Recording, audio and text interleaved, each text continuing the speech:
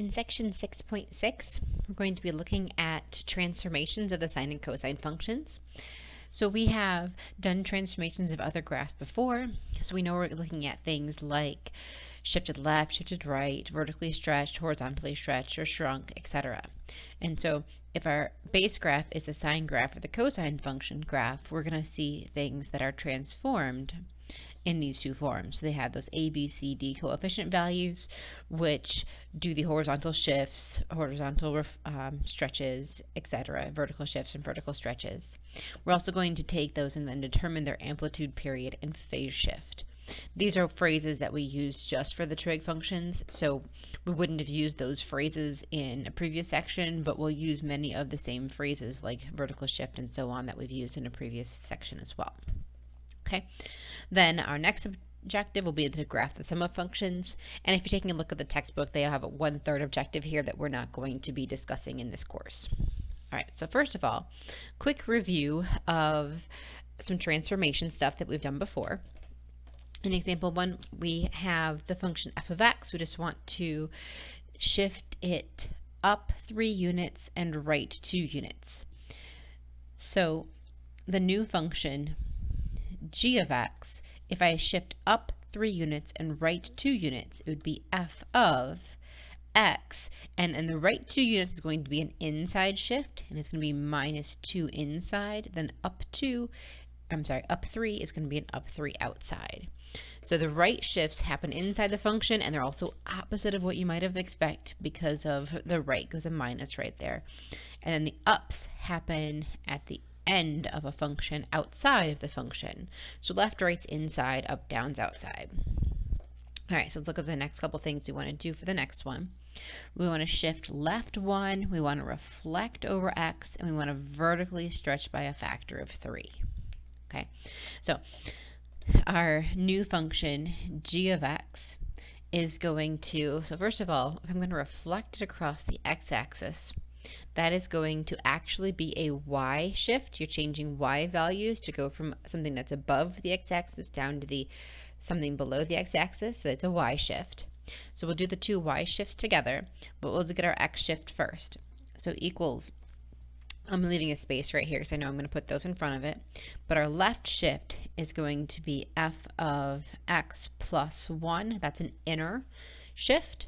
And then if I'm going to reflect across the x-axis, that's an outer negative. It's a y negative. And then I'm going to vertically stretch by a factor of 3, so we're multiplying by 3. And that takes care of those 3 things. Okay. Doesn't matter what the function f is. This could have been the sine function, the cosine function, or it could have even just been x squared, and I put a square up there.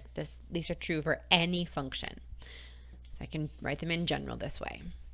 Okay, taking a look at the next one, the couple things I want to do are stretch horizontally by a factor of 2, shift down 3, and shift left 2. Okay, so if I write these in a couple of steps, I don't have to write them all in one step, it just might make this a little easier. So if I first stretch horizontally by a factor of 2, that's going to be f of half of x. Remember, anything that happens inside the function is going to happen opposite of what you would do if you were doing it outside. So if I'm going to stretch, it's a half. If I'm going to shrink, it'd be a factor of 2. It'd be 2 times x. Shift down 3. So this part is f of that 1/2 x still, minus 3. And then finally, if we're going to do left 2, so this is going to be my final answer here, so I'm going to name it g of x equals, and we're going to go left 2. So I have f of 1/2, and then it's x plus 2.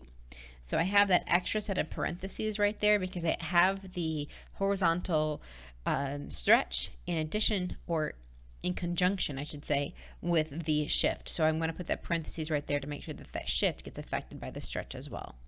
And then my down 3. Okay, so just wanted to write it a couple times just to make sure that we got the parentheses right on that. That right there was half of the entire argument, and so if the argument, instead of just being x, changes to x plus 2, I want that to be in parentheses inside the function. All right, so that's going to be my final that does all 3 of those things.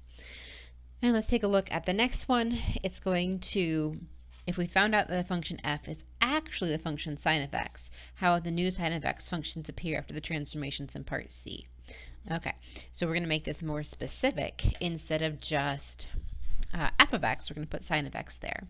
So if f of x is sine of x, then our new function g of x is going to be the sine of 1/2 of x plus 2 minus 3. Since sine is a function, I have the argument in the inside of the function, and then we had our shift after the function. So once we've closed our sine of x function parenthesis, we'll have our downshift of 3. Okay, recall plotting points. Graph the functions sine of x and cosine of x on the following axes. Okay, so this is a different recall than the previous one, example 1. What do we remember about graphing just sine and cosine? All right, so sometimes it helps, or if it doesn't yet help, it may eventually help to think about the unit circle as we graph these, because I want to make sure I get the 1s and 0s in the right spot. Remember that sine of x, it is the y value on the unit circle, and so the y value is 0, 1, 0, -1, just the y values. I've only listed the y values for these ordered pairs. Of course, it's 0, 0, 0, 1, etc. -1, 0. But those are the y values. So I know that I'm going to start at 0, then at pi halves, we're going to be up at 1, then I'm going to be back at 0, 3 pi halves, we're going to be down at -1, then 2 pi back to 0. Same thing in the reverse on the other side. If I went backwards, I'd be down here at, let me label this at -1, this right here is 1, then I'm back to 0, then I'm at 1, and back to 0. So if I can get those dots in the right spots, then we can connect them and a nice curve and get our sine wave.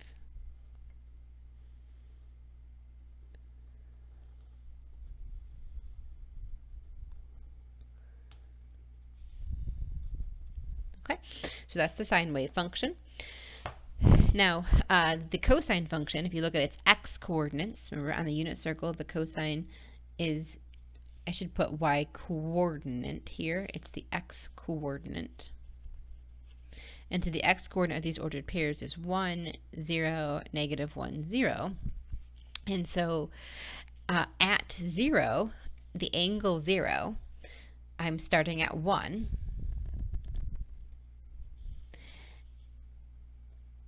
And then at pi halves, we go down to 0, then down to -1, back to 0, back to 1, and in the reverse, 0, -1, 0, 1.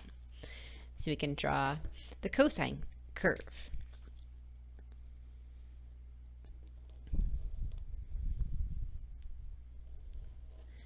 So instead of trying to memorize the curve, if I know the unit circle, I can create it each time. Now, you can also just memorize the curve, in which case sine starts at 0 and then alternates 0, 1, 0, -1, 0, and so on. Cosine starts at 1 and then alternates in the same pattern, 1, 0, -1, 0, +1. So 2 different ways of thinking about them. I wanted to show you creation from the unit circle just to see if that would help. Remember, I've only listed the x coordinates in the cosine and only the y coordinates in the sine. I haven't listed the full order pairs, which of course you could do. Okay. Now at topic 1, we've got some variations on basic graphs. So since we know the 6 basic trigonometric functions and what they'd look like, just recall we know the graph of sine, the graph of cosine. We also want to know or be able to look up, recall right here, their domains and ranges. The same thing for all the other ones. So sine and cosine are the 2 main functions. The rest of them come from those. And so we can get the tangent, cosecant, secant, and cotangent as well. Now we've already seen these graphs, so we're going to recall what they look like first of all, and we're going to apply some specific transformations just as we've done with some previous sections. So the first thing is the bottom of this page.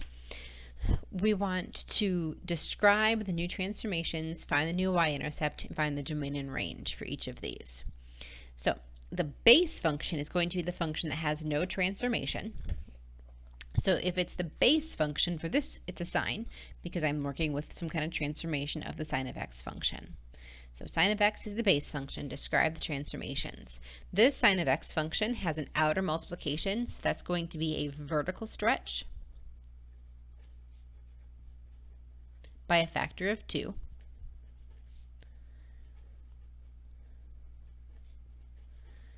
That's the first thing that happens. And then it has an add that's not inside the function, it's outside the function, so that's a vertical shift.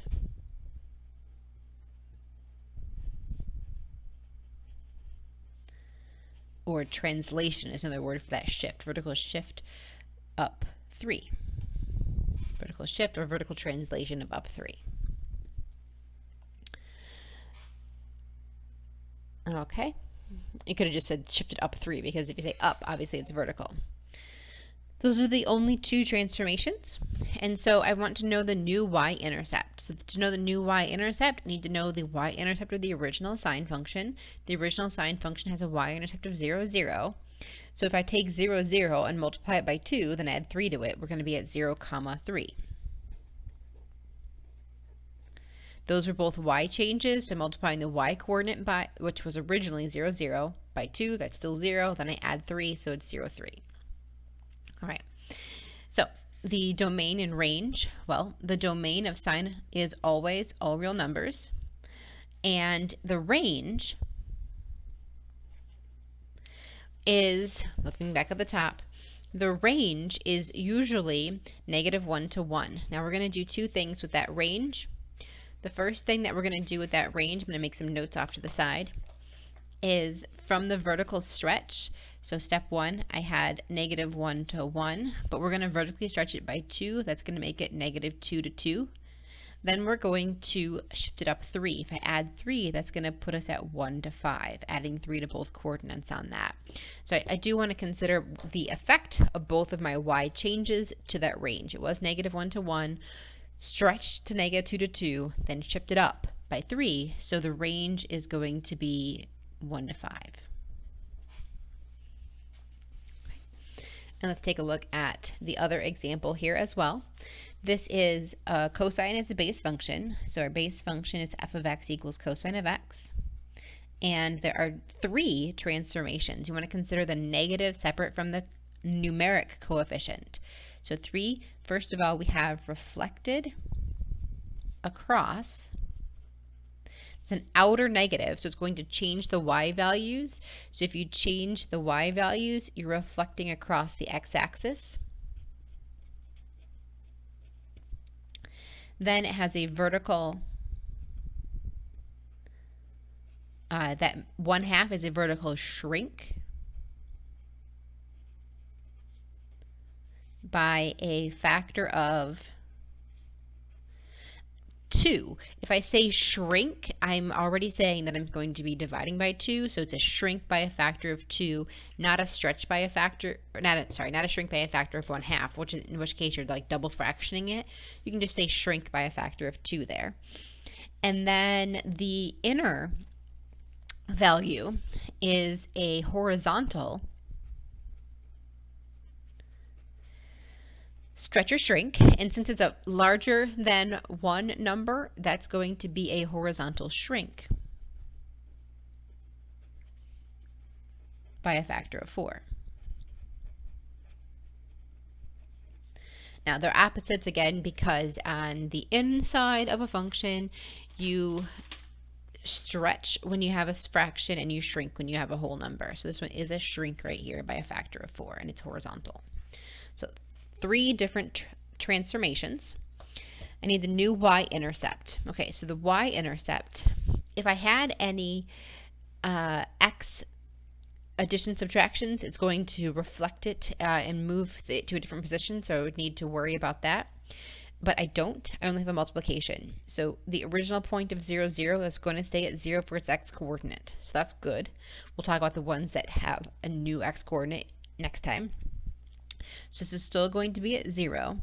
And then remember, cosine's original y-intercept up here was 0, 1.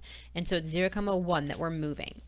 So in 0, 1, we're going to multiply by a -1/2. It's going to make it 0, -1/2. Okay. The domain is all real numbers, and the range. Okay, so the range where we originally had -1 to 1, and we did two things. We reflected it. So if we reflected it, it became -1 to 1 because this one became negative, this one became positive. Then we multiplied it by a half, and so it became -1/2 to +1/2. So the range is going to be, from that vertical shrink, is going to be -1/2 to 1/2. You need to keep them in order. You can't say 1/2 to -1/2 because intervals have to be in order. It's going to be -1/2 to 1/2.